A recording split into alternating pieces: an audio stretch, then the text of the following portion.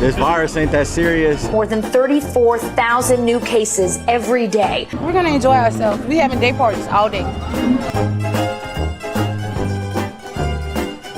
Nearly 40% of American patients hospitalized for the virus were between the ages of 20 and 54.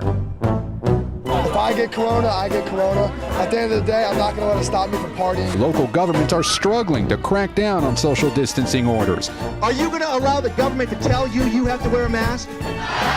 Wearing a mask can actually cause you to get sick. So wearing a mask can actually cause you to get sick. Yes, absolutely.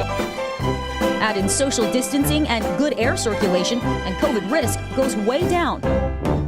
You literally cannot mandate somebody to wear a mask. It is the law. I sent an executive order that says it is the law. Police officers had to wrestle a man to the ground after he refused to wear a mask. Masks have been estimated to reduce the risk of coronavirus transmission from 17% to 3%. I don't wear a mask for the same reason I don't wear underwear. Things gotta breathe.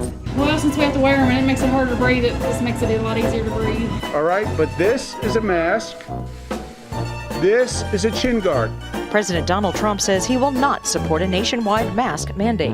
Okay, let me ask. I don't wear masks like him. Every time you see him, he's got a mask. President Trump has tweeted saying that he and the First Lady have tested positive for COVID-19. Offices across the country will have a devastating ripple effect on local businesses.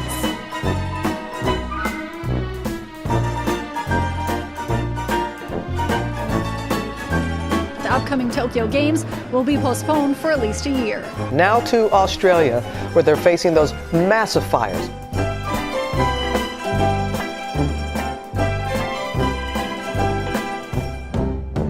Two wildfires grow out of control, one of them burning nearly 200,000 acres. And unfortunately, this natural disaster has turned deadly.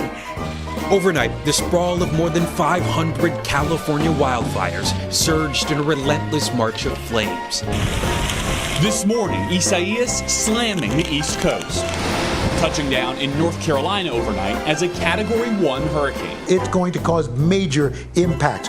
Overnight, the most powerful snowstorm in years slammed into the Northeast. Entire neighborhoods can be wiped out. Plus, those destructive winds could knock out power for days. They're almost at 40 inches of snow. Vehicles fleeing for higher ground after a sand dune ruptured in Myrtle Beach. Sidewalk dining can remain open because what's more fun than eating a plate of frozen pasta while a plow blasts you with a foot of gray sludge? The end of the line for the toilet paper and paper towels is right here. I just want one pack. No, not one pack. I found one person with a cart full of toilet paper.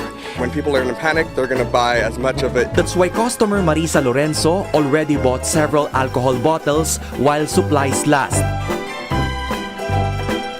At Australian supermarkets, there's desperation for toilet paper. The situation here in Santa Monica, California is very fluid. The nation erupted into scenes of chaos.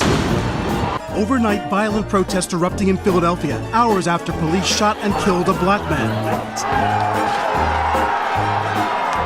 Tonight, a nation on edge. On Sunday the 19th of April at around 3 p.m. in Arkansas, a disgruntled shopper threw a grocery cart through the back of a car window.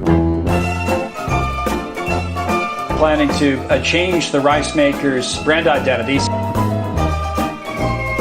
The NFL's Washington Redskins are changing the team name and the team's Native American logo. The lovable nut meeting an untimely end in a stunt by planters.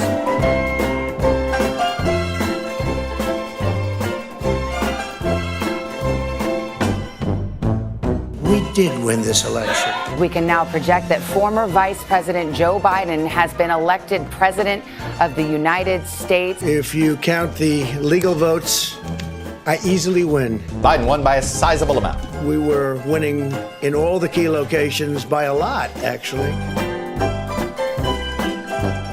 We've won with the most votes ever cast on a presidential ticket in the history of the nation. This is a major fraud in our nation. There are no illegal votes that we know of. Joseph R. Biden Jr. is elected the 46th president of the United States, winning the White House and denying President Trump a second term. Still not willing to accept defeat, fighting his battle in court. President Trump fired his defense secretary today.